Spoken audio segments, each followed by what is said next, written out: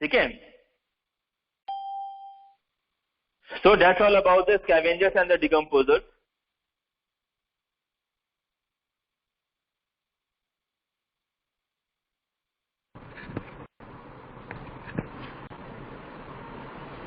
ठीक है बच्चों, तो now wait.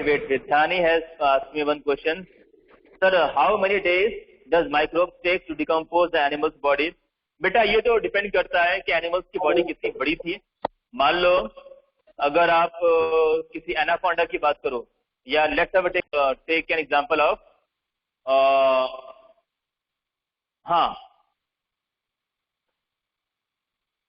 Animals body. मान लो अगर आप एलिफेंट की बात करते हो, let's have talk about the rat. The body of a rat is very small. It will take less time to decompose by the decomposer. Decomposers will take less time to decompose the body of the rat because its body was small, but the body of the elephant was big. मान लो अगर किसी जंगल में किसी elephant की death हो जाए तो उस एलिफेंट की बॉडी को डिकम्पोज करने में डिकम्पोजर्स को ज्यादा टाइम लगेगा। क्यों? क्योंकि उनको इतनी बड़ी बॉडी को डिकम्पोज करना है।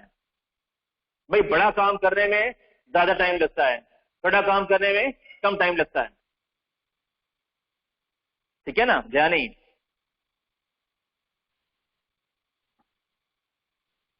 डियर मतलब होता है हिरन, ध्यानी कुंडारिया। डियर मतलब होता है बेटा हिरन, हिरन को बोलते हैं डियर। यस बेटा, yes. It will depends on the size पे डिपेंड करेगा।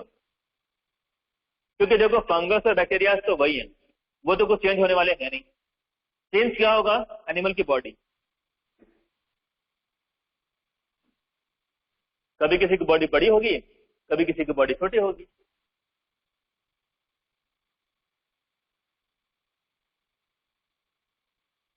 Now children, let's have a move on the chapter number 2, components of food.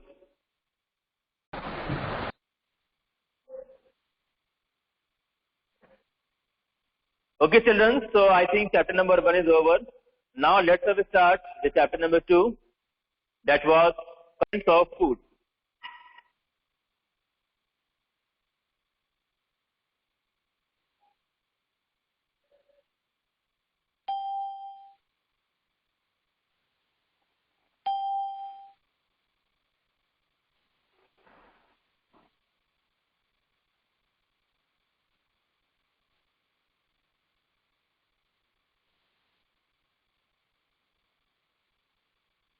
Now children, you all can see the board दिख रहा है सभी को?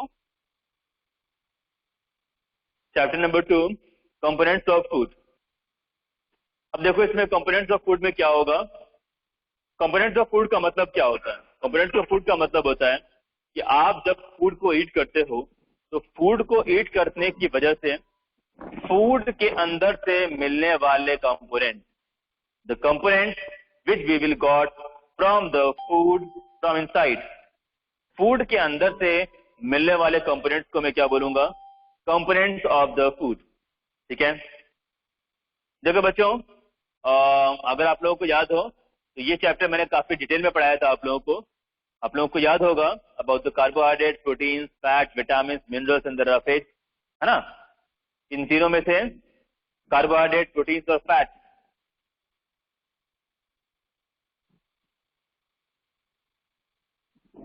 इन विच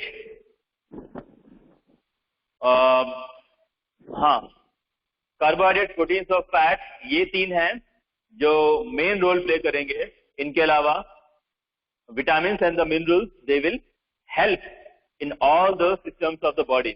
हमारे body में होने वाले सभी सिस्टम्स पे हेल्प आउट करेंगे। कौन? विटामिन और मिनरल्स। तो चलो मैं यहाँ पे फर्स्ट नंबर डाल देता हूं, that was the carbohydrate. First number carbohydrate.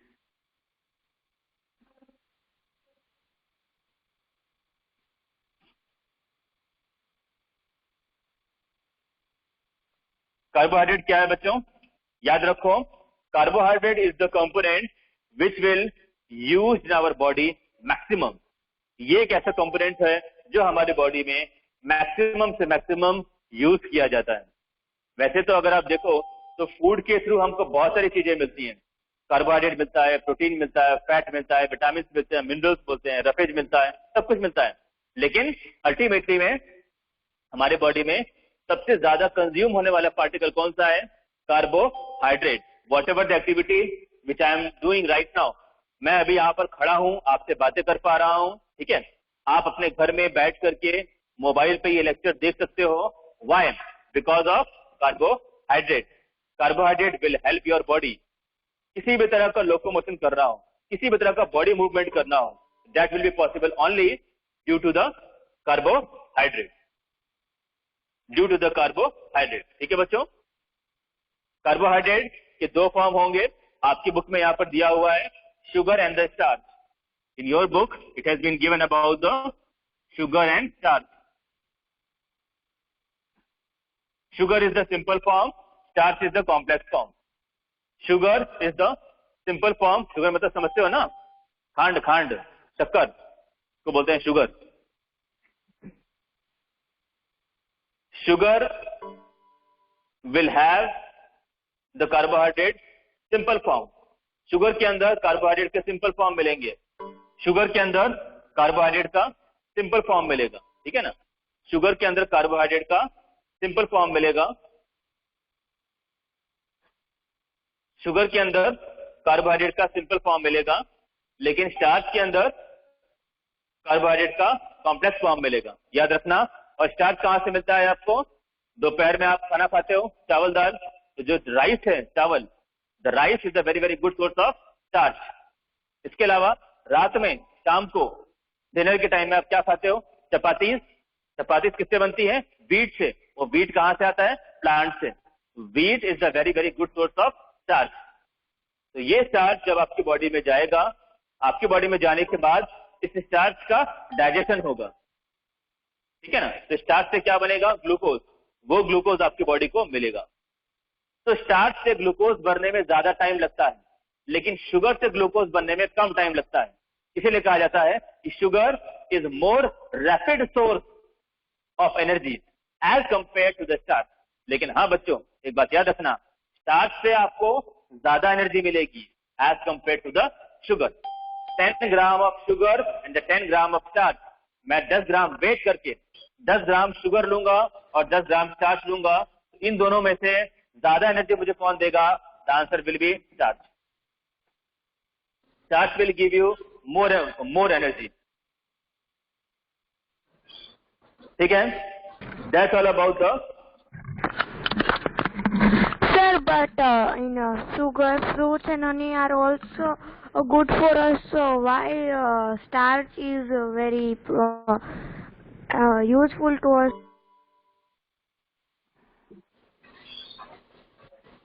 Beta, because starch will give you glucose in the more amount by taking the less starch. मान लो बच्चों, मान लो बेटा कि आप फील्ड वर्क करते हो, या मान लो कोई भी ऐसा पर्सन है जो खेतों में जाके काम करता है या जमीन पे काम करता है, उसके बॉडी के अंदर कार्बोहाइड्रेट का कंजप्शन ज्यादा होगा as compare to your body, ठीक है। उसके बॉडी में ग्लूकोज ज्यादा चाहिए, लेकिन उसके स्टमक का साइज उतना ही है जितना मेरा है।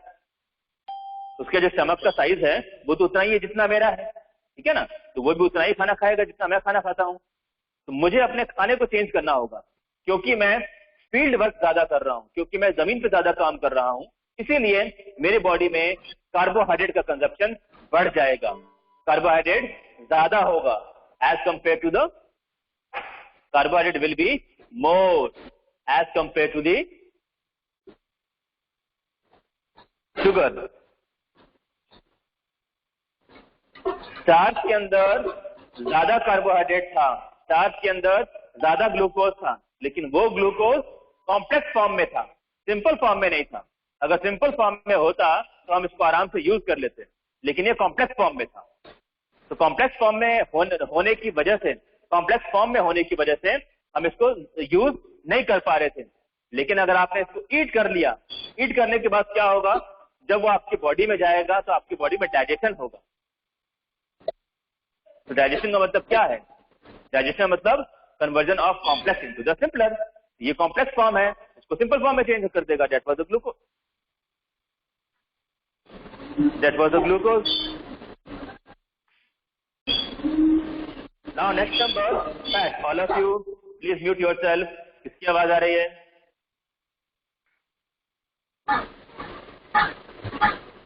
नेत्रा,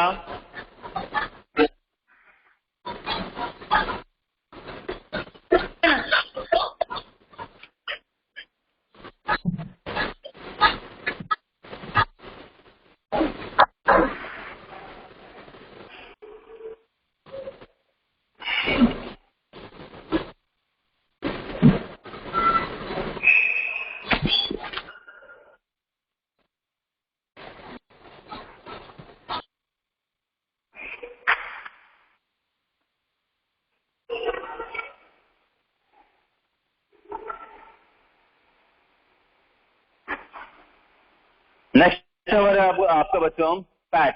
फैट क्या होता है? Fat is one of the components of the food. Fat हमारे फूड का एक कंपोनेंट है जिसकी जरूरत हमारे बॉडी को तब होती है जब हमारे अंदर कार्बोहाइड्रेट बहुत ही कम होता है। याद रखना बच्चों, fat will work as a reserve source of energy. The energy which I am using every day that comes from carbohydrates. The energy that we use every day, the energy that we use every day, that energy comes from carbohydrate.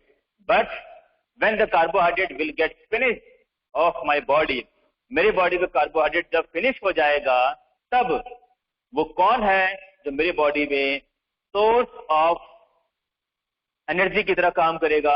That will be the fat. ठीक है, इसीलिए आपने देखा होगा वो लोग जो कम खाना खाते हैं या फिर वो लोग जो कम खाना खाते हैं, दे विल हैव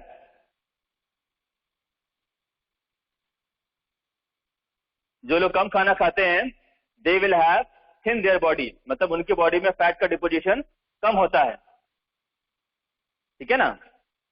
या फिर मान लो वो लोग जो अपना वेट लूज करना चाहते हैं, वो लोग क्या काम करेंगे? They will take less amount of food. उनका जो फूडिंग का अमाउंट होगा वो धीरे धीरे कम होता जाएगा। इससे क्या होगा? उनकी बॉडी का कंजप्शन तो उतना ही है, लेकिन अब वो जो खाना खा रहे हैं उस खाने में फैट कम खा रहे हैं, तो उनकी बॉडी में फैट का डिपोजिशन कम हो जाएगा। Then they will become thin. या फिर चलो अगर मान लो कोई पर्सन है जो स्ट्राइक करता है, फूड स्ट्राइक करता है, भूख हड़ताल करता है। भूख हड़ताल में क्या होगा? आप खाना नहीं खाओगे, आपके बॉडी का कार्बोहाइड्रेट तो एक दिन में बर्न हो जाएगा। अगर आप 24 घंटे खाना नहीं खाओगे तो आपकी बॉडी में जो कार्बोहाइड्रेट स्टोर था पूरा का पूरा बर्न हो जाएगा। अब अगले दिन से आपको जिंदा कौन रखेगा? फैट।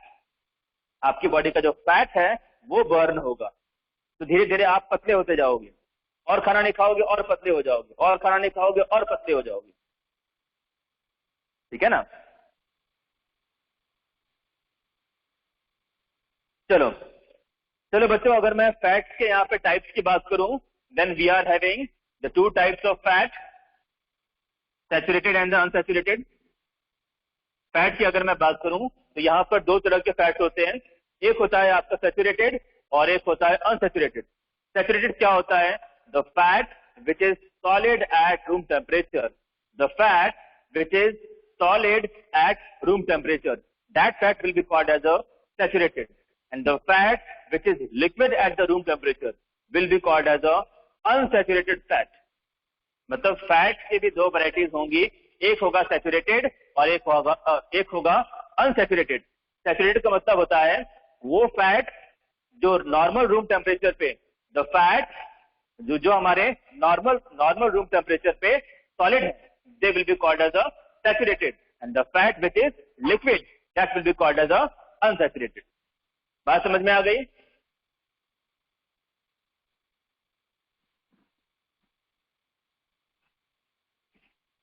चलो बच्चों, अभी तक आप लोग को जो पढ़ाया है आप लोग जरा उसको रिवाइज करो।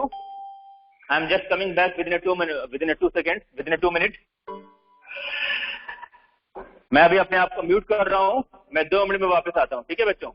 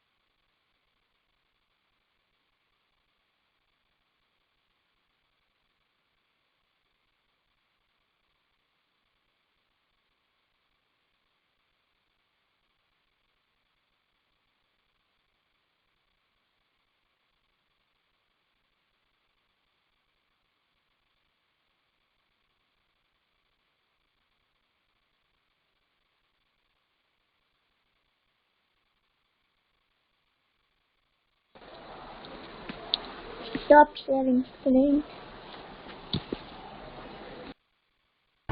Don't share the screen. Abhay Patel, don't screen share.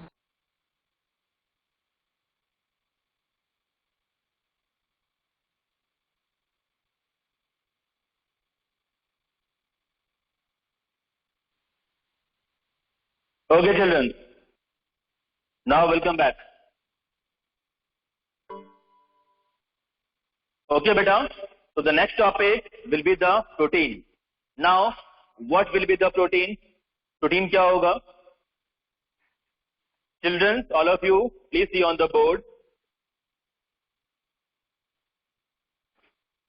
Proteins are the building block of your body. हमारी बॉडी, हमारी पूरी बॉडी सेल्स से मिलाकर बनी हुई है, ठीक है।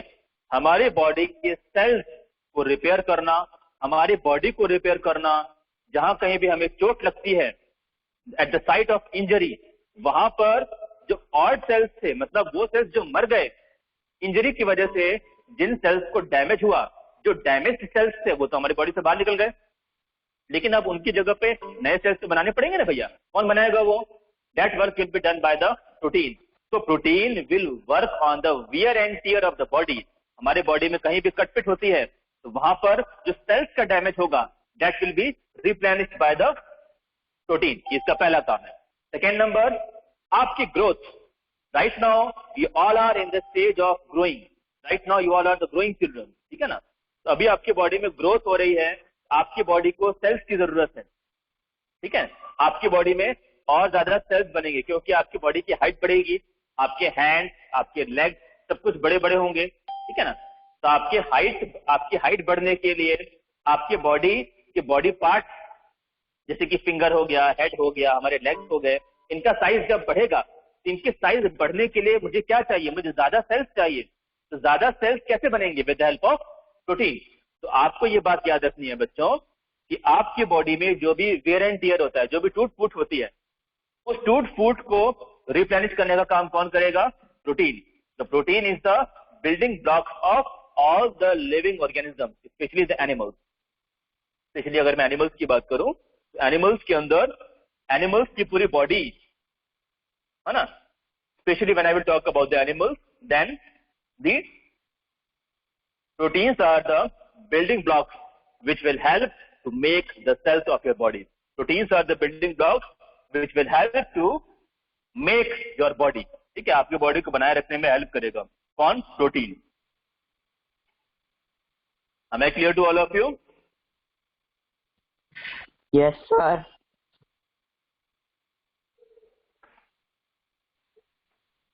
Now next number, vitamins. Vitamin क्या होते हैं भाई?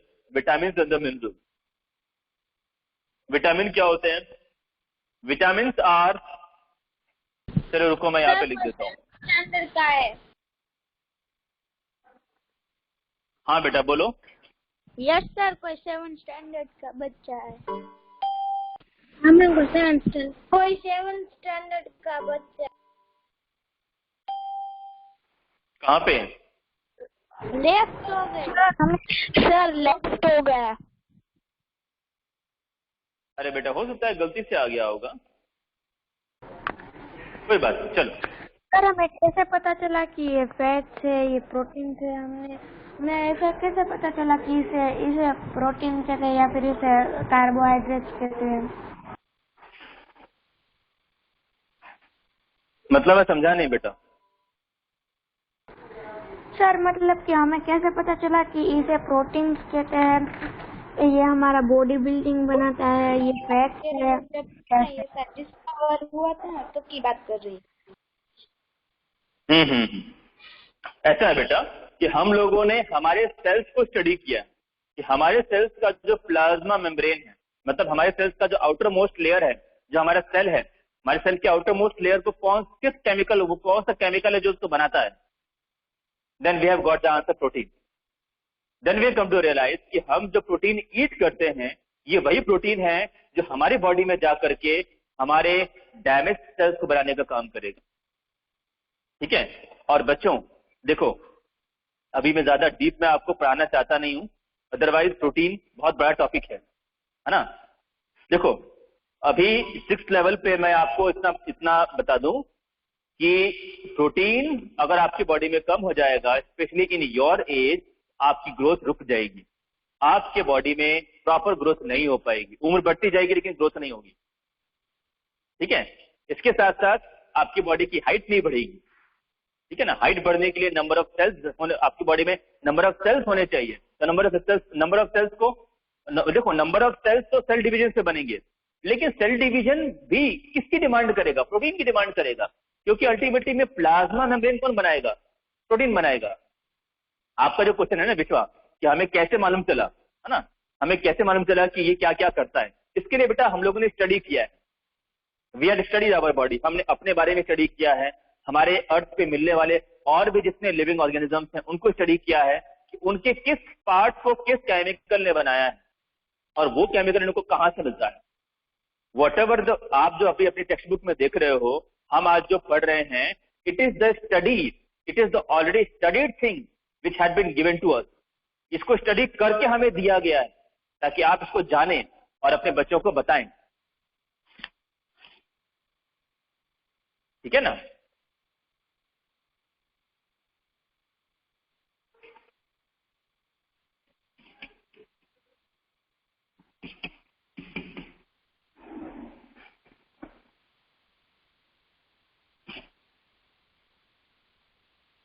नाउ बच्चों, let's have talk about the vitamin. Vitamin क्या होते हैं? Vitamin will work in the different systems of your body. Directly they are not going to play any direct role. मतलब vitamin की वजह से आपकी बॉडी में एनर्जी की कमी हो जाएगी, या आपकी बॉडी में जो रिजर्व फूड है वो कम हो जाएगा, या फिर आपकी बॉडी में वियर एंड टियर नहीं होगी, ऐसा नहीं है। कार्बोहाइड्रेट, प्रोटीन्स और फैट, ये तीनों अपना अपना काम तो करते रहेंगे। Carbohydrate, proteins and the fat, all three will continue to do their work. But apart from that, vitamins are the agents which will help in the overall performance of your body. What does it mean? It means that all the body systems will get coordinated support just because of the vitamins. ठीक है। और vitamin की कमी से बच्चों, अब देखो, अब हम लोग विटामिन पढ़ रहे हैं, तो विटामिन की कमी से बहुत सारी डिजीजेस होती हैं जो हमें हो जाती हैं। जैसे कि मान लीजिए आपका विटामिन ए हो गया, विटामिन बी हो गया। विटामिन बी के केस में याद रखना बच्चों, विटामिन बी को हम क्या बोलते हैं? विटामिन बी कॉम्प्लेक्स कहते हैं। मतलब B1 से लेके B12 तक बहुत सारे विटामिन होते हैं, सभी की अपनी अपनी डेफिशिएंसी है और सभी का अपना अपना डिजीज है। ठीक है। तो विटामिन की कमी अगर हमारी बॉडी में हो जाएगी, then the coordinated structure of the body will get disturb. हमारे बॉडी का कोऑर्डिनेटेड स्ट्रक्चर डिस्टर्ब हो जाएगा, हमारे बॉडी का कोऑर्डिनेटेड स्ट्रक्चर डिस्टर्ब हो जाएगा। ठीक है। और and I will suffer from the deficiency disease, I will suffer from the deficiency disease. ठीक है।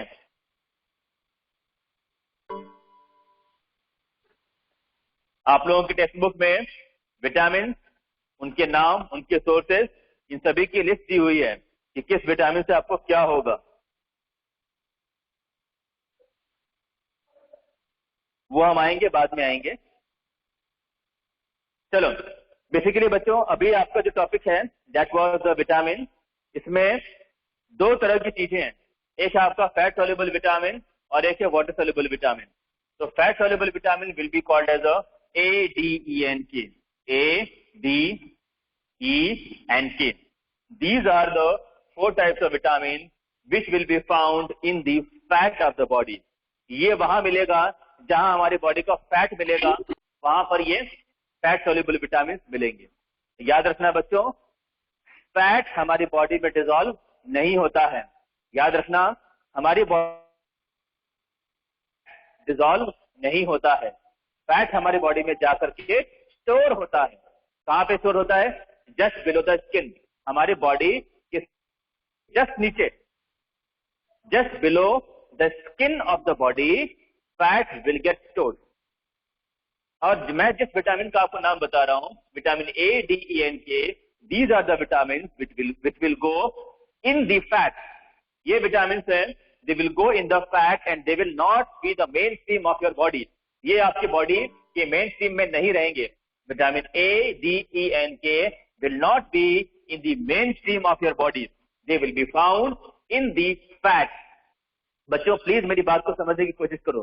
देखो, फैट आपकी बॉडी के मेन स्ट्रीम में नहीं है, फैट किसी एक जगह पे स्टोर्ड है। ठीक है ना? जो फैट है, जो आपने फैट ईट किया है, वो फैट किसी एक जगह पे स्टोर्ड है और ये विटामिन फैट के पास जाकर के स्टोर होते हैं। Why? Because these are the fat soluble vitamin. इनका ये कहां पे सॉल्युबल होंगे? जहां पर फैट होगा। तो फैट कहां है? फैट तो हमारे स्किन के नीचे है। ठीक है ना? इनके अलावा वाटर सॉल्युबल विटामिन, जैसे कि vitamin B complex, vitamin B complex and vitamin C, vitamin B complex and vitamin C, they will be called as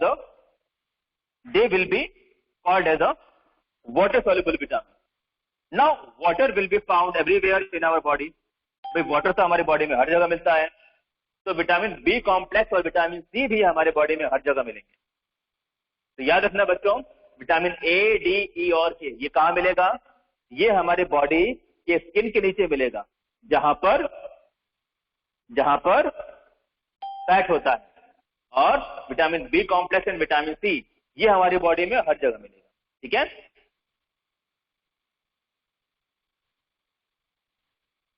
ठीक है बच्चों, तो दैट्स ऑल फॉर टुडे। आज के लिए बस इतना ही। अभी आप लोगों की रिसेस का टाइम हो गया है, तो चलो अभी आप लोग रिसेस वगैरह कर लो। ठीक है? और फिर आगे का फिर हम कल पढ़ते हैं। ठीक है? Okay, wait, let me take your attendance children. Let me take your attendance. Your today's homework will be go through the MCQ. Your today's homework will be go through the MCQ. Okay, sir. मतलब Wait. Nobody will exit. Sir, MCQs from textbook or worksheet? Textbook, beta. Textbook and worksheet both. Sir, what But first of all, complete Okay, your sir. MCQ. Okay, sir. MCQ and the Thank you. textbook both. But first of all, complete your MCQ. है ना? Then after other things. ठीक है बेटा? Okay, sir. Thank Okay, you, children. sir. So right now you all can exit. Okay, beta. Take care of yourself. Be at the home. Sir, आप relax Be हो जाए sound. Be energetic. Okay sir, thank you हाँ, sir, बेटा। Bye sir. Now you all can exit, children. Now you all can rest.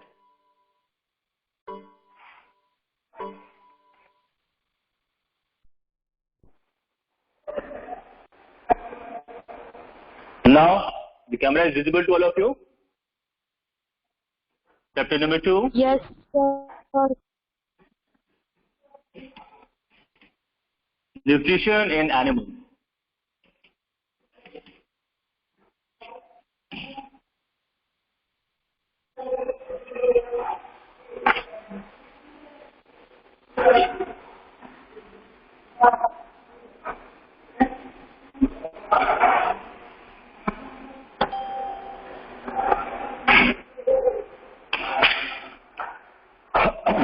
चलो बच्चों, तो कल मैंने आप लोगों को पढ़ाया था कि nutrition in the plant.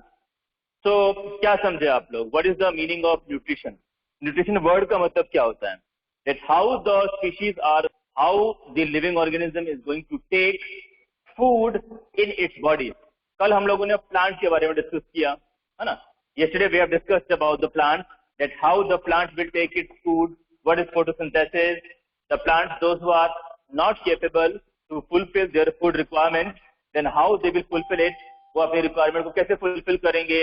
Some plants will take the nutrients from some other plants, some plants will eat some animals, some plants will do, they will establish a relationship, a friendly relationship with some other animals, है ना? This will be the way that they will fulfill their food demand. Now children, today we have started chapter number 2, nutrition in the animals. So the meaning of nutrition will be same. All of you please see on the board. देखो, ये जो nutrition देख रहे हो, nutrition word का मतलब तो same रहेगा। nutrition word का मतलब क्या है? How the animals will take food in its body. Animal या कोई भी living organism हो, वो food को अपने अंदर कैसे लेगा? That will be called as a nutrition. कल हमने पढ़ा था प्लांट के बारे में कि how the plant will take the food in itself, how the plant would be able to prepare its own food. Right now we are discussing about the animals, कि अब animal अपने अंदर food को कैसे लेगा, ठीक है? All of you now please see the first topic, that was nutrition. Nutrition in the animals means generally हम बात कर रहे हैं, अगर मैं हमारे अर्थ पे रहने वाले सभी एनिमल्स को एक साथ एनकाउंटर करता हूं, मतलब इन सभी को मैं एक साथ काउंटर करता हूं, इन सभी को मैं कंसीडर करता हूं, तो इनके अंदर फूड कैसे जाएगा? There will be a process. The first number will be called as injection, then after digestion, then after absorption, then after assimilation, then after egestion. तो चलो मैं फर्स्ट टॉपिक यहां पे डाल देता हूं, that was nutrition in the animals. Nutrition in animals, ठीक है? न्यूट्रिशन इन द एनिमल्स में क्या होगा बच्चों? बहुत ही सिंपल है। इसमें जो आपका फर्स्ट स्टेप होगा, the first step will be the injection. Injection का मतलब क्या होता है? Allow the food to go in the body, मतलब फूड को लो और अपनी बॉडी में डाल लो. That will be called as the injection. Then after digestion, भाई फूड को तो आपने अपनी बॉडी में डाल दिया, अब आपकी बॉडी में जाने के बाद उस फूड का क्या होगा? डाइजेशन होगा. तो डाइजेशन का मतलब क्या होता है? Conversion of complex into the simpler. आपने जो फूड ईट किया है, आपने जो खाना खाया है, वो क्या है? वो कॉम्प्लेक्स है, वो कॉम्प्लेक्स है. आपकी बॉडी उस फूड को एक्सेप्ट नहीं करेगी, इसीलिए आपके फूड को तोड़ा जाता है, उसको ब्रेक किया जाता है. इसमें सिंपल फॉर्म में, ठीक है? आपने जो फूड ईट किया है वो कॉम्प्लेक्स है, उस कॉम्प्लेक्स को ब्रेक करके मुझे सिंपल में कन्वर्ट करना पड़ेगा. इसीलिए भगवान ने मेरे अंदर सिस्टम दिया है. क्या नाम है इसका? Digestive system. ठीक? तो मैं जब भी खाना खाता हूं तो ये खाना मेरे बॉडी में जाएगा और मेरी बॉडी का डाइजेस्टिव सिस्टम उस फूड के ऊपर काम करेगा. कैसा काम करेगा? उस कॉम्प्लेक्स को सिंपल में कन्वर्ट करेगा, so that my body will absorb all the simple one. और जितने भी सिंपल चीजें होंगी उसको मेरी बॉडी एब्सॉर्ब कर सके. आप खाना खाओगे, that will be called as the injection. Okay? खाना खाने के बाद आपकी बॉडी में क्या होगा? डाइजेशन. डाइजेशन का मतलब क्या होता है? Conversion of complex into the simple. अब जब कॉम्प्लेक्स सिंपल में कन्वर्ट हो गया, then the simple will be absorb, then it will be called as the absorption. And after the absorption my body have got carbohydrate, minerals, fat, vitamin, ठीक है ना? Carbohydrate, protein, fat, vitamin, minerals, ये सब मेरी body को मिल गए. अब मैं क्या काम करूंगा? मैं इसको ट्रांसपोर्ट करूंगा. ठीक है? जहां पे कार्बोहाइड्रेट चाहिए वहां पे कार्बोहाइड्रेट को भेज देंगे, जहां पे प्रोटीन चाहिए वहां पे प्रोटीन को भेज देंगे. क्या बोलते हैं इसको? Assimilation. This will be called as assimilation. अब इसके बाद जो बचा हुआ फूड है, जिसका डाइजेशन नहीं होता, now it will be eject out. This will be known as egestion. बात समझ में आ गई? तो न्यूट्रिशन इन द एनिमल्स मतलब एनिमल के अंदर, एनिमल्स अपने अंदर न्यूट्रिएंट्स कैसे लेंगे? एनिमल्स अपने अंदर न्यूट्रिएंट्स कैसे लेंगे? सबसे पहले वो फूड को ईट करेंगे, उस फूड का डाइजेशन होगा, डाइजेशन के बाद उस फूड से मिलने वाले न्यूट्रिएंट्स का एब्जॉर्प्शन होगा, एब्जॉर्प्शन के बाद उस कंपोनेंट का यूज होगा, क्या बोलूंगा मैं इसको, ऐसे बाद जो बचा हुआ फूड है वो मेरी बॉडी से बाहर जाएगा, क्या बोलूंगा मैं इसको, इजिशन। बात समझ में आ रही है? फर्स्ट नंबर इंजिशन, इंजिशन नहीं बोल रहा हूं, इंजिशन, इंजिशन, इंजिशन, डाइजेशन, एब्जॉर्प्शन, एसिमिलेशन एंड इजिशन। ठीक है, these were the 5 steps especially in the case of nutrition in the amoeba, sorry, nutrition in the animals, अगर मैं एनिमल्स की बात करूं तो। लेकिन बच्चों इससे हट करके आपकी टेक्स्ट बुक में एक एग्जांपल दिया हुआ है अमीबा का। बच्चों आप लोगों के लिए जानना जरूरी है कि amoeba is the unicellular living organism. Amoeba क्या है? अमीबा एक यूनिसेलुलर एक लिविंग ऑर्गेनिज्म है जो कि यूनिसेलुलर है, मतलब इसके अंदर केवल एक ही सेल मिलता है। याद रखो बच्चों, अमीबा जब कभी भी स्टेबल होगा, मतलब अमीबा चुपचाप बैठा हुआ है, वो हिल नहीं रहा, तो उसका शेप कैसा होगा? उसका शेप होगा circular.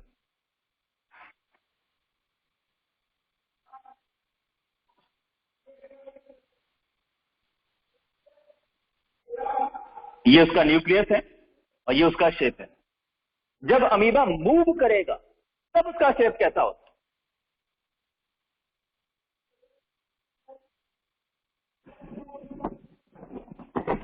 Irregular shape, irregular shape, ठीक है। और इसको मैं क्या बोलूंगा? ये क्या है? ये pseudopodia. Very good, this is known as pseudopodia. क्या बोलते हैं इसको? सुडोपोडिया। इसी की हेल्प से अमीबा मूव करता है, ठीक है ना। लेकिन अभी हमारा टॉपिक क्या है? Nutrition in the amoeba. Amoeba में न्यूट्रिशन कैसे जाता है? इसके लिए बेटा मैं आप लोगों की टेक्स्ट बुक की हेल्प लूंगा। All of you please open the page number 25.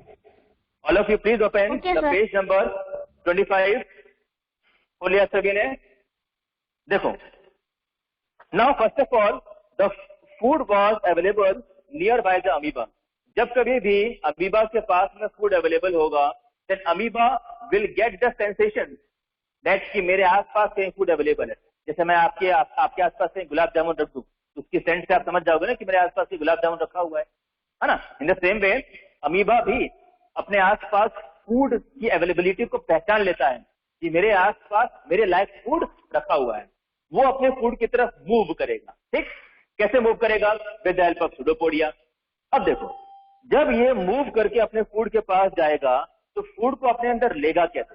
धीरे धीरे इसका जो सुडोपोडिया है वो फूड को कवर करेगा चारों तरफ से। कवर करने के बाद एक टाइम ऐसा आएगा जब ये फूड इसके अंदर जा चुका होगा, है ना। तो you all can say that with the help of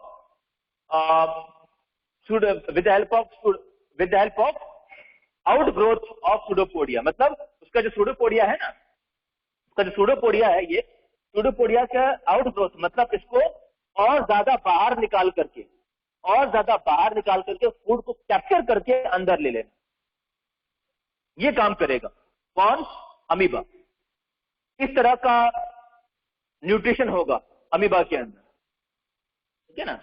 तो ये एक अजीब तरह का न्यूट्रिशन है जो सिर्फ और सिर्फ यूनिसेलुलर लिविंग ऑर्गेनिजम्स के अंदर ही मिलता है। हम कौन है? Multi cellular. हमारे अंदर बहुत सारे सेल्स, एक सेल नहीं है, ठीक है। आप ये कह सकते हो कि अमीबा यूज टू अडॉप्ट एंगल्फमेंट। एंगल्फमेंट का मतलब होता है भक्षण करना। भक्षण मतलब किसी चीज को मुंह खोल के खा लेना, मतलब किसी चीज को अपने अंदर तुरंत ले लेना। That will be called as engulfment, ठीक है। तो बच्चों देखो, बहुत ही सिंपल सी चीज है। इस टॉपिक से रिलेटेड एमसीक्यू भी, मान लो आपको एग्जाम में कोई क्वेश्चन भी आते हैं तो हम क्या पूछेंगे आपसे? हम आपसे यही पूछेंगे कि pseudopodia will help in the food take of amoeba और नॉट। जो सुडोपोडिया है वो अमीबा को फूड लेने में हेल्प करता है या नहीं करता है? तो आप हाँ या ना में आंसर दे दोगे, ठीक है ना। इससे रिलेटेड कोई बहुत कॉम्प्लिकेटेड क्वेश्चंस बनने वाले नहीं है, ठीक है बच्चों। ये एक नॉर्मल सी अंडरस्टैंडिंग है जो आई थिंक आप लोगों को 7th स्टैंडर्ड में पता होनी चाहिए। चलिए, ऑल ऑफ यू बेटा please turn over the page. Now nutrition in the human. Let's have a talk about the nutrition in the human. अब देखो बच्चों, ह्यूमन बींग्स में न्यूट्रिशन का क्या मतलब है। ह्यूमन बींग्स, क्या ह्यूमन बींग्स एनिमल नहीं है? एनिमल्स है ना, तो इसमें भी वही प्रोसेस फॉलो होगी जो बाकी सारे एनिमल्स में होती है। क्या होती है एनिमल्स में? इंजेक्शन होता है, डाइजेशन होता है, एब्जॉर्प्शन होता है, एसिमिलेशन होता है, डिजेशन होता है। तो ये सारे काम क्या ह्यूमन बींग्स में होंगे? यस, बिल्कुल होंगे। तो इंजेक्शन करने के लिए गॉड ने हमारे माउथ में क्या दिया है? टीथ। तो सबसे पहले हम किसके बारे में पढ़ेंगे? टीथ के बारे में पढ़ेंगे। उसके बाद टीथ के बीच में हमें कुछ एक मस्कुलर ऑर्गन दिया है, क्या बोलते हैं उसको? टंग। हमारे टीथ के बीच में एक मस्कुलर ऑर्गन दिया है, टंग।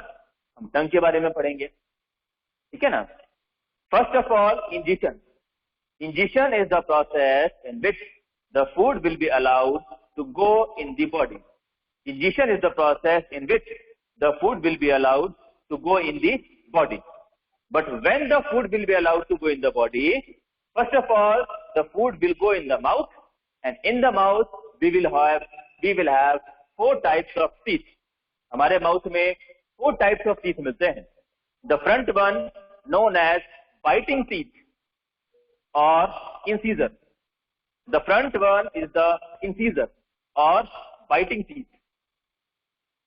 After that, we are having the canine. The canine teeth will help us to tear the flesh. Then after, we are having premolar. Premolar will help to crush the teeth, to crush the food and push towards the molar. The premolar will crush the food. The premolar will crush the food and it will push the food towards the molar. ये premolar जो है वो food को crush कर देगा और molar के पास भेज देगा। ठीक, इतना काम हो गया।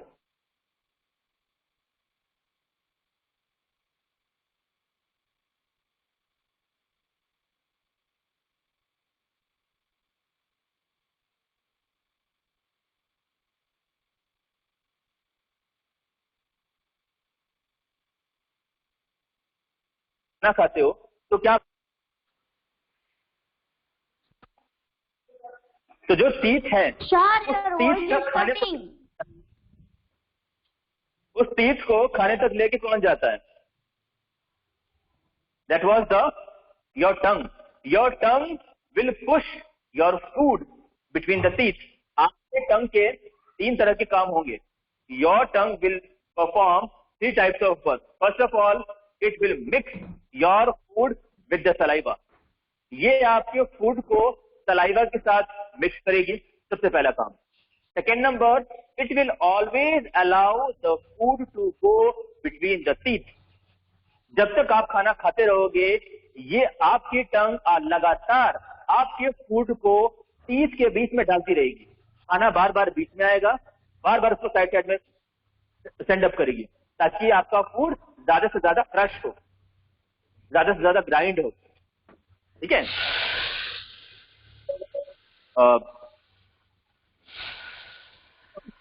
The first function of the tongue will be to mix your food with the saliva. आपकी टंग का सबसे पहला काम होगा आपके फूड को सलाइवा के साथ मिक्स करना, आपके फूड को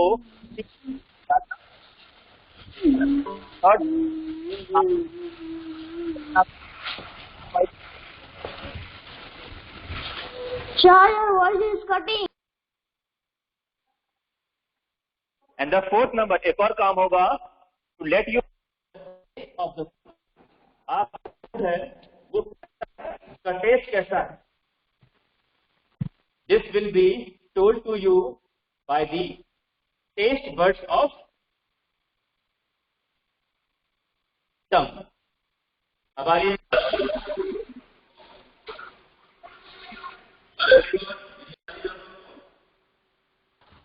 सर, आपकी आवाज बहुत स्लो आ रही है. ठीक है.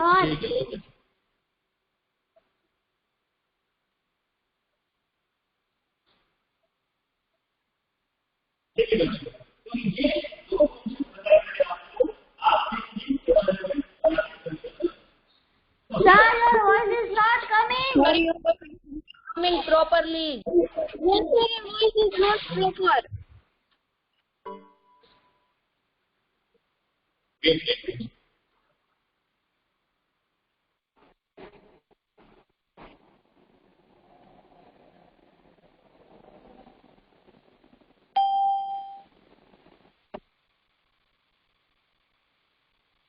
Now my voice is coming to everyone. अब आ रही है मेरी आवाज? Yes, Yes, sir.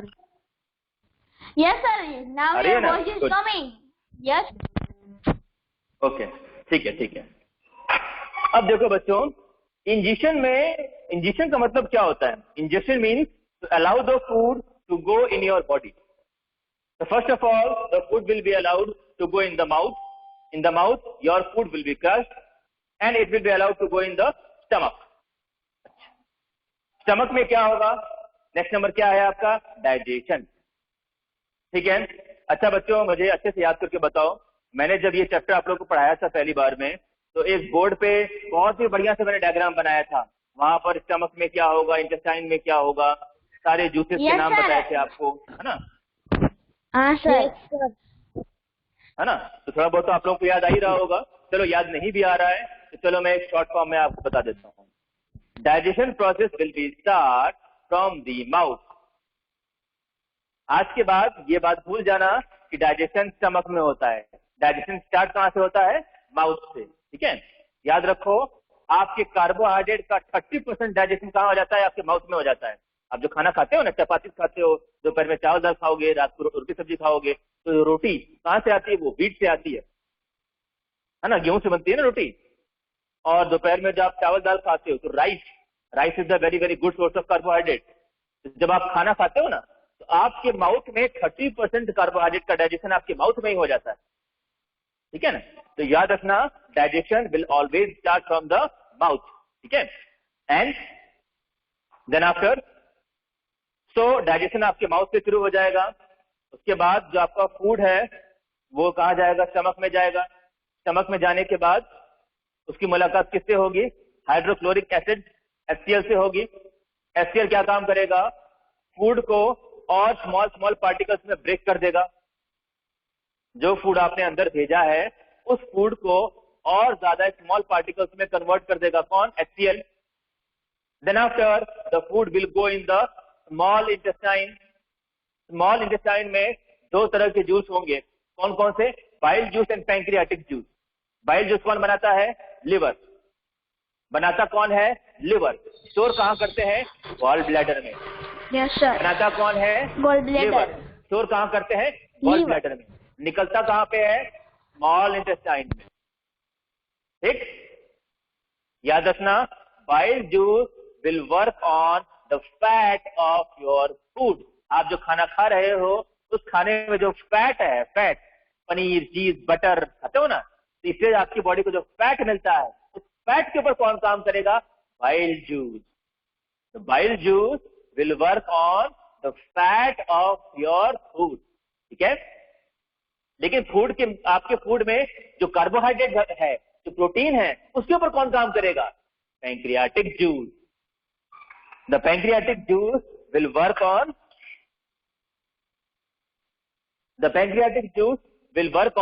protein and carbohydrate. That's why pancreatic juice is also known as, pancreatic juice का एक और नाम है क्या? Complete digesting juice. Pancreatic juice को हम क्या बोलते हैं? Complete digesting juice. क्यों? क्योंकि इसके अंदर वो सब कुछ है जो आपके फूड को डाइजेस्ट कर देगा।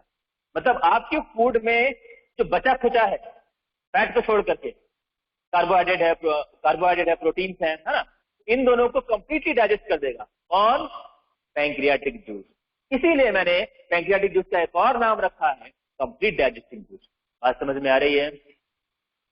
अब देखो, यहां पर डाइजेशन का काम तो हो गया। अब डाइजेशन के बाद एब्जॉर्प्शन का काम भी कहां पर होगा? स्मॉल इंटेस्टाइन में ही होगा।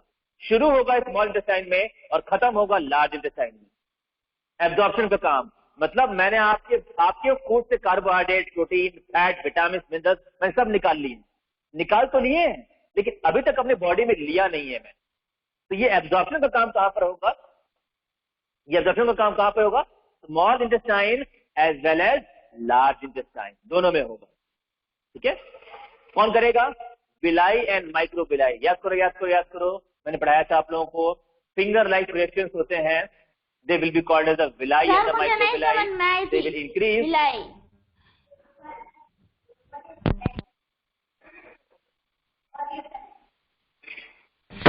सर मुझे विलाई समझ में नहीं आई थी तब।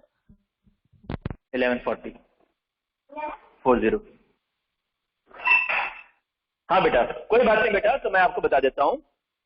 आपका जो इंटेस्टाइन है, मतलब हमारे अर्थ पे जितने भी एनिमल्स हैं, सभी एनिमल्स का जो इंटेस्टाइन है, इंटेस्टाइन मतलब कौन?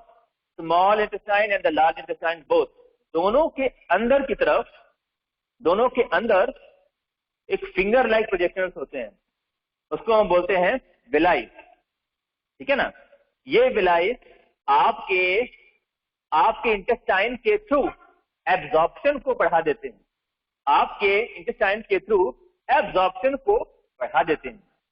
ठीक है ना, इससे क्या होगा? आपके फूड का जो डाइजेशन हुआ है, डाइजेस्टेड फूड से मिलने वाला ग्लूकोज, फैट, प्रोटीन, ये सभी आपकी बॉडी में इजीली एब्जॉर्ब हो जाएगा। बेटा अपना माइक बंद करो। किसका माइक ऑन है?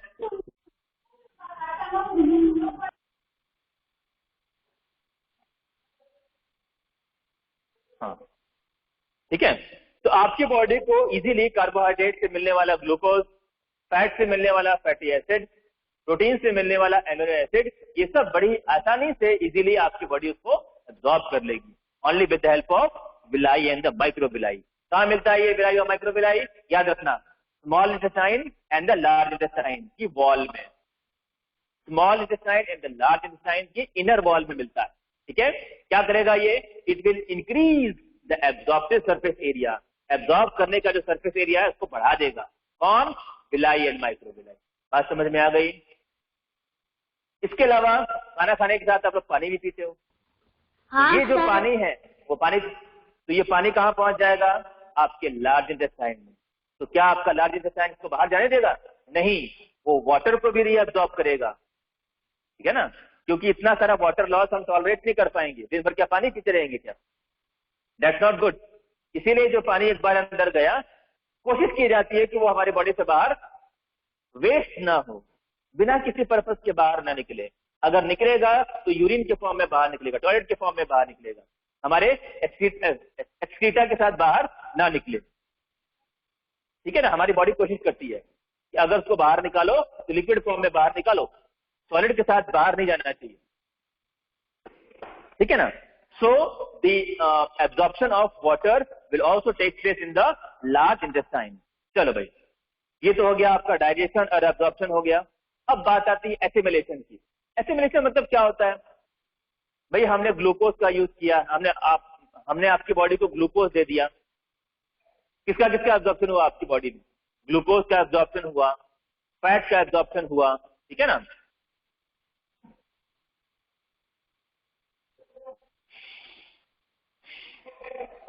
प्रोटीन का एब्जॉर्प्शन हुआ, है ना।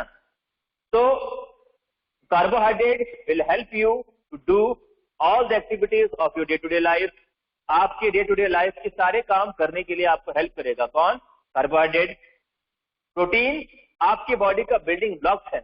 आपकी बॉडी में किसी भी तरह का अगर वियर एंड टियर होता है, किसी भी तरह का नुकसान होता है, तो कौन फुलफिल करेगा उसको? प्रोटीन। फैट आपके बॉडी के नॉर्मल शेप एंड साइज को मेंटेन। ठीक है ना, तो कार्बोहाइड्रेट, प्रोटीन और फैट, ये तीनों आपकी बॉडी के लिए बने हैं। अब ये तीनों मैंने आपको दे दिया है, and now you will decide which you want where, कौन आपको कहां चाहिए। अब मान लो अगर आप एथलेटिक्स हो, आप दौड़ने वाले पर्सन हो, या फिर अगर आप फील्ड पे काम करने वाले आदमी हो, तो आप कार्बोहाइड्रेट को ज्यादा कंज्यूम करोगे। अगर आप ऑफिस में बैठ के काम करते हो चेयर पे, then you will consume more vitamin and the minerals. आप कार्बोहाइड्रेट को कम कंज्यूम करोगे और विटामिन और मिनरल्स को ज्यादा कंज्यूम करोगे। अगर आप किसान हो, आप खेती करते हो, तो खेती में छोटा मोटा काम तो है नहीं, वहां चलना पड़ता है, मतलब आप फिजिकल वर्क ज्यादा करते हो तो फिर आप कार्बोहाइड्रेट ज्यादा यूज करोगे। गरीब आदमी हो आप, then you will use your maximum fat, आप अपने मैक्सिमम फैट को यूज करोगे। ठीक है ना। तो आप कौन हो ये आप पे डिपेंड करता है। आपके बॉडी के नीड के अकॉर्डिंग, आपके शरीर की जरूरत के अनुसार ये तय किया जाएगा कि किसको कहां भेजना है, कार्ब को कहां भेजना है, प्रोटीन को कहां भेजना है, फैट को कहां भेजना है। ठीक है ना। तो इसको मैं क्या बोलूंगा, this will be called as assimilation. Assimilation हो गया। अब जब बचा हुआ फूड था वो कहां जाएगा, रेक्टम में। रेक्टम क्या है, rectum is the last part of large intestine, जहां पर फीसेस इकट्ठा होते हैं। फीसेस मतलब वो मटेरियल का कोई यूज नहीं है हमारे बॉडी में, बाहर निकालना है। ठीक है। ऐसा नहीं कि थोड़ा थोड़ा इकट्ठा होता जाएगा और हम बाहर निकालते जाएंगे, ऐसा नहीं, वो पूरा पहले इकट्ठा होता है, इकट्ठा करने के बाद ही हम उसको बाहर निकालते हैं। ठीक है। That was the egestion. बात समझ में आ गई।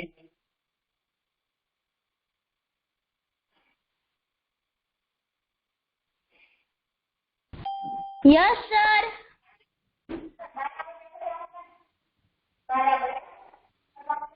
हाँ,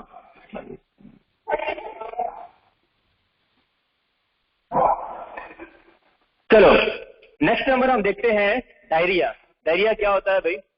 diarrhoea is a condition where my body will lose water. अगर मेरी बॉडी किसी भी तरह से वाटर को लूज कर दे और मेरे बॉडी में वाटर की डेफिशिएंसी हो जाए, now that condition will be called as a diarrhoea. अरे बच्चों, डिहाइड्रेशन, डिहाइड्रेशन जो होता है ना, dehydration condition will cause due to the diarrhoea. और आमतौर पे अगर आप कभी बाहर का पानी वानी पी लो, है ना, कई लोगों को आदत होती है पानी पूरी खाने की, तो भाई बाहर से आप कुछ खा के आए हो लिक्विड, अब वो लिक्विड को बनाने के लिए उस पर्सन ने वाटर कहाँ से यूज किया था वो तो हमें नहीं मालूम। मान लो अगर डर्टी वाटर है, देन मान लो अगर डर्टी वाटर उस पर्सन ने यूज कर लिया किसी भी तरह से, आपकी बॉडी में अगर डर्टी वाटर चला गया, then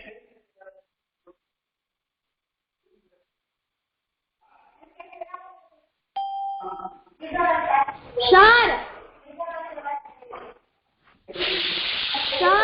someone is making drawing. Sir, someone is making screen share कौन कर रहा है ये बताओ तो। और and sharing the screen, sir. कौन कर रहा था स्क्रीन शेयरिंग?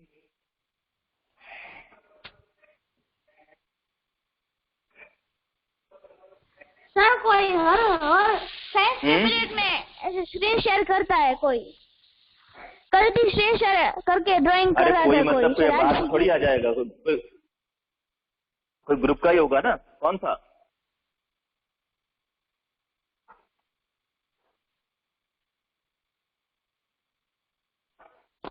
सर ये नए ऐप के अपडेट में आया है सर, जब आप नहीं थे ना तब तो कोई कर रहा था।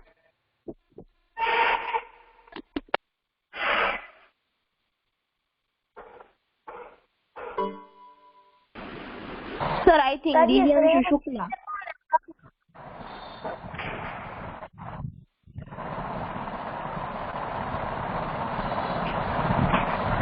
सर ये श्रेया लिम्बासिया 6 थे सर, वो तो नहीं है 6 स्टैंडर्ड का कोई बच्चा?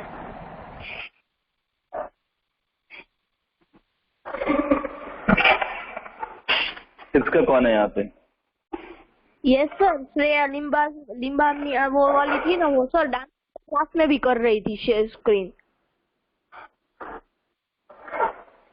आदि पटेल बेटा, आप अभी क्या कर रहे हो यहाँ पे? मैं कुछ नहीं कर रहा हूँ सर। तो आप 6 में हो या 7th में हो? आपका इसमें तो 6 ही लिखा हुआ है, रोल नंबर 1।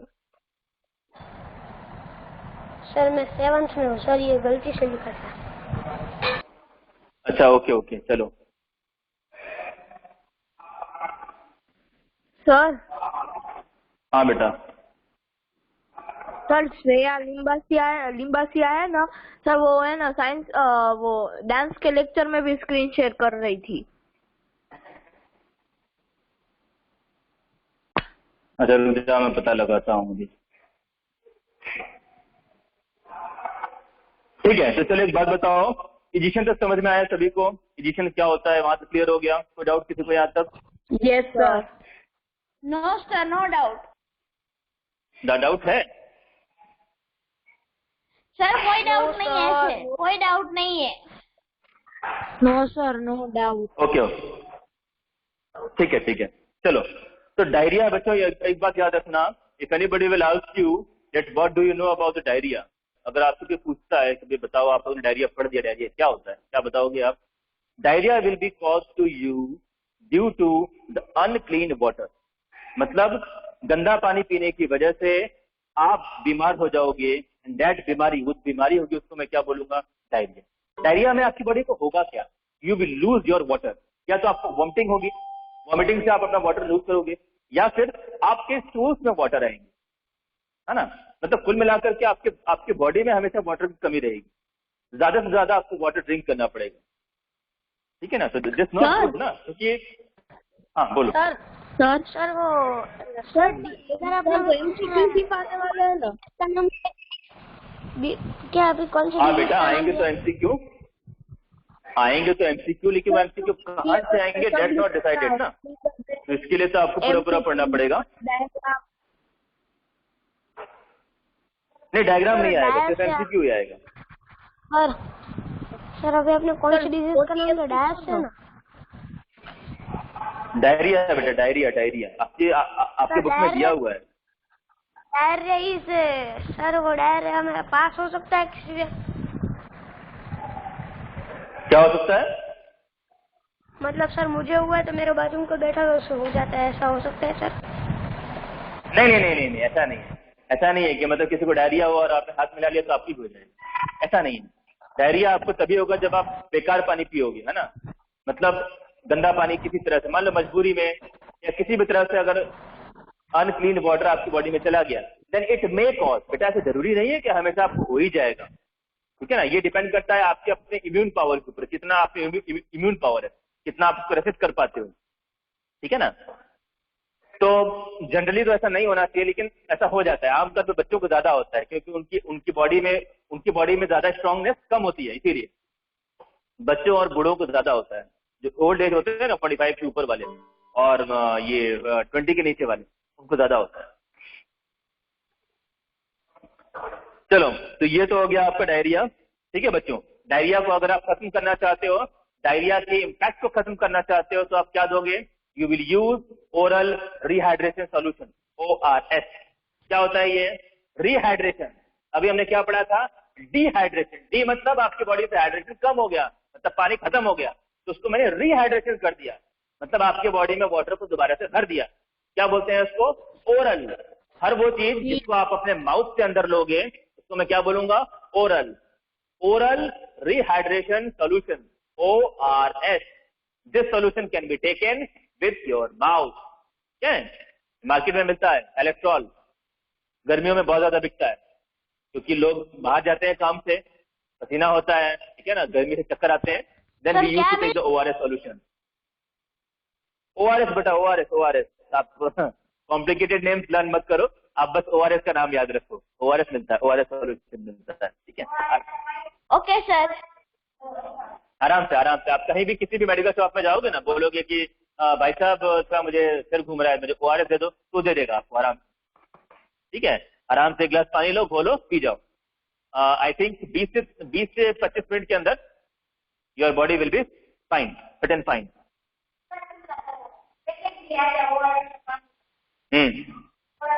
सर उसका कलर ऑरेंज होता है? कई होता है बेटा, वो तो डिपेंड करता है फ्लेवर के ऊपर। ऑरेंज भी होता है, व्हाइट भी होता है, आमतौर पे ऑरेंज और व्हाइट ज्यादा होते हैं, ठीक है? चलो, ये तो हो गया आपका डायरिया। हाँ बेटा बोलो, कुछ बोलना है आपको?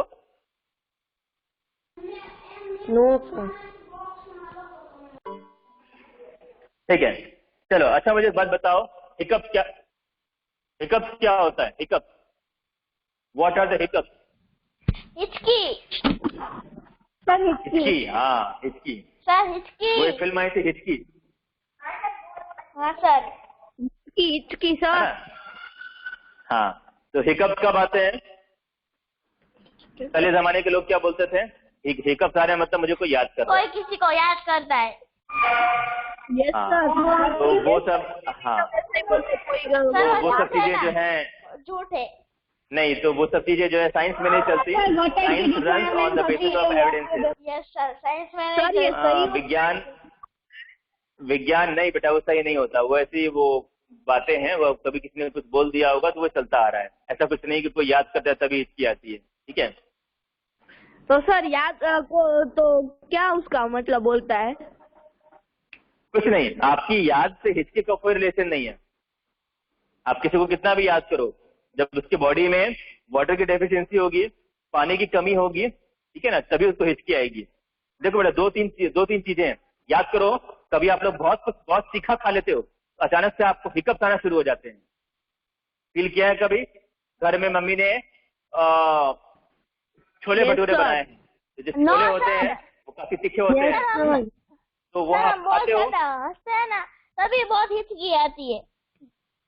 बेटा अलग अलग रीजन होते हैं। क्या नाम है सर, हम जब भी बहुत अलग ज्यादा अलग, हंसते हैं ना, इसलिए हाँ बेटा, कभी कभी। हाँ हरमन, अलग अलग देखो, उसमें अलग अलग रीजन होते हैं। कभी आप बहुत स्पीड से खाना खा रहे हो, है ना, स्पीड से खाना खाओगे तो इसका इम्पैक्ट कहाँ पड़ेगा, इसका प्रभाव पड़ेगा आपके डायफ्राम पे। डायफ्राम क्या होता है? डायफ्राम अगर आप देखना चाहते हो तो फिगर नंबर 2.4 को देखो, उसमें डायफ्राम दिया हुआ है स्टमक के ठीक ऊपर। Figure number 2.4, page number 28। Figure number 2.4 में डायफ्राम दिया हुआ है, उसको लेबल नहीं किया लेकिन वो दिया हुआ है, ठीक है। तो डायफ्राम की वजह से ही एक्चुअली में हिकअप्स आते हैं हमें, डायफ्राम के ऊपर नीचे होने की वजह से। और इसका जो मेन रीजन होता है स्पीड में खाना खाना। अगर आप स्पीड में खाना खाते हो ना तो हिकअप जल्दी जल्दी आते हैं। और जब आपका जब गला सूखता है उस टाइम पर भी हिकअप्स आने की कोशिश करते हैं, तो ये एक तरह का साइन होता है कि आपकी बॉडी में पानी की कमी हो गई है। और इसके अलावा आप जो फूड अंदर डाल रहे हो उसकी स्पीड थोड़ी कम करो। ये दो तरह की इंडिकेशन हमें देता है हिकअप। तो जब कभी भी हिकअप्स आ जाए तो ये जान लेना कि या तो आपकी बॉडी में वाटर की डेफिशिएंसी हो रही है धीरे धीरे, या तो फिर आप स्पीड में खाना खा रहे हो, ठीक है ना।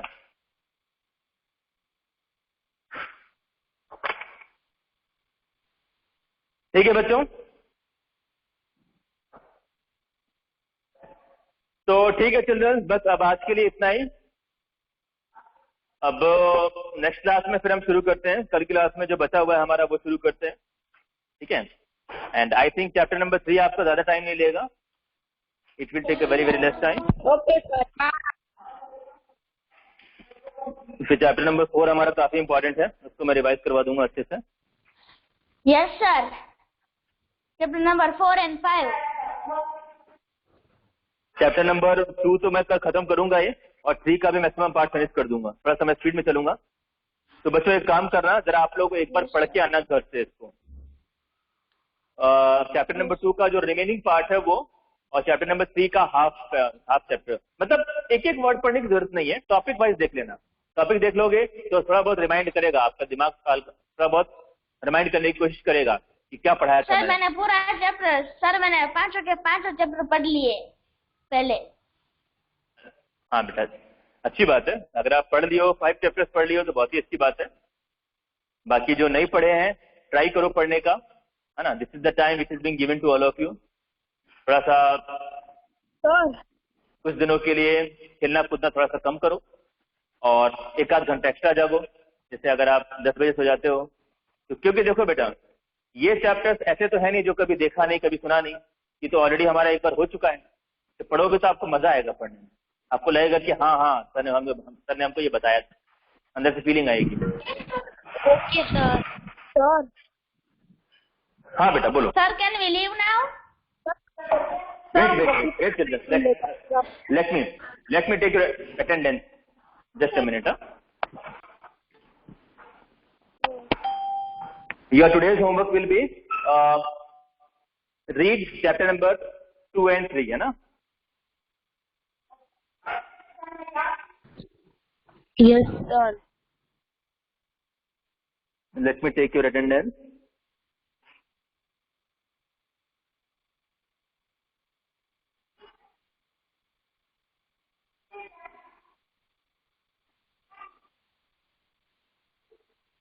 ठीक है बच्चों.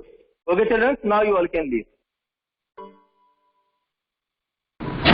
Bye sir. Bye, sir. Bye बेटा.